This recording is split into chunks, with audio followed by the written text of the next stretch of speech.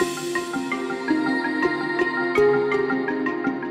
kweli kwamba jamii yetu inakutana na changamoto nyingi za kiafya, na hivyo tunaona kwenye matokeo mbalimbali. Sasa hivi kwa sehemu kubwa ushahidi unatuonyesha tu, ukipita kwenye kila bango ambalo unaliona barabarani la waganga wetu wa asili au wajadi, utaona kwamba pale mwisho kuna kamstari wanakawekaga kwamba swala la nguvu za kiume.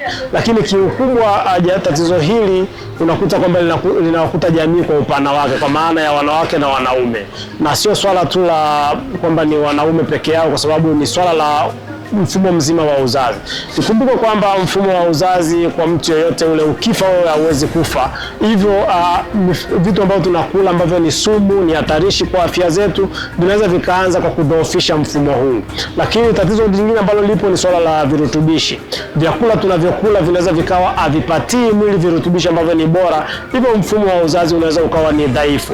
Na hii hasa inatokana na kwamba unakuta mwanaume ndio inapelekea kuwa na upungufu wa nguvu za kiume, lakini kwa wanawake kuna athari ambazo tunaziona moja kwa moja, ikiwemo pia swala zima la wanawake kushindwa kufikia kwenye ile hali ya masuala mazima ya kijinsia au kwenye masuala mazima ya swala hilo la masuala ya nguvu za uzazi, na hapa inawapelekea wengine unakuta wanakosa ute, wakati hata pia kujifungua inakuwa ni tatizo pia unaweza kukutana nalo. Haya ni matokeo ya lishe, kama nilivyosema kwamba lishe inakuwa ni duni, na tunapozungumzia lishe duni maana yake ni kula vyakula ambavyo havipatii mwili virutubisho vile vya msingi, au kula vyakula ambavyo vimepikwa au kuandaliwa vibaya. Vyakula vyenyewe ambavyo vimekuwa vikiwapatia watu matatizo haya au vikichangiza matatizo haya ya mfumo wa uzazi kuwa dhaifu ni pamoja na kula vyakula ambavyo labda vimekobolewa sana au vimepitishwa kwenye mashine sana,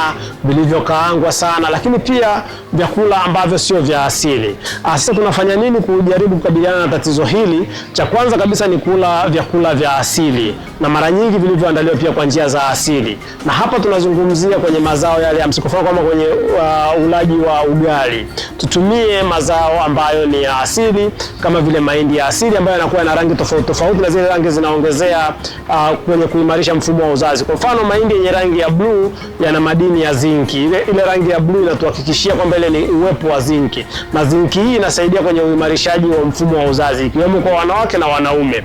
Lakini pia matumizi ya mimea dawa, kwa mfano matumizi ya mimea dawa ambayo tunaweza tukaizungumzia, kwa mfano kutumia viungo kama minti, vitunguu, lakini hivyo vimelimwa kwenye njia ambazo ni za kilimo ekolojia, na vitu vingine. Kwa hiyo hizi zote zinatusaidia kwenye kuimarisha mfumo wa uzazi, kwa sababu vinapatikana virutubishi na dawa ambazo zinaenda kusaidia kwenye mfumo wa uzazi. Kwa mfano kwa kina mama, matumizi ya pilipili manga ni mazuri pia kwenye kuimarisha mfumo wa uzazi. Halikadhalika kwa wanaume tumekuwa na matumizi ya vitu vya asili, mfano tende na vitu kama hivi vinasaidia kwenye uimarishaji wa afya ya mfumo wa uzazi. Kwa hiyo ni swala zima la mtu yeyote au kwenye jamii yetu tukaweka nguvu kubwa kwenye kutumia vyakula vya asili vilivyozalishwa kwenye mfumo wa kiekolojia, kwa maana havina kemikali sumu, ili tuweze kupunguza hizo kemikali sumu ambazo zinatuathiri, lakini vile vile kutumia viungo na mimea dawa kwa sehemu kubwa.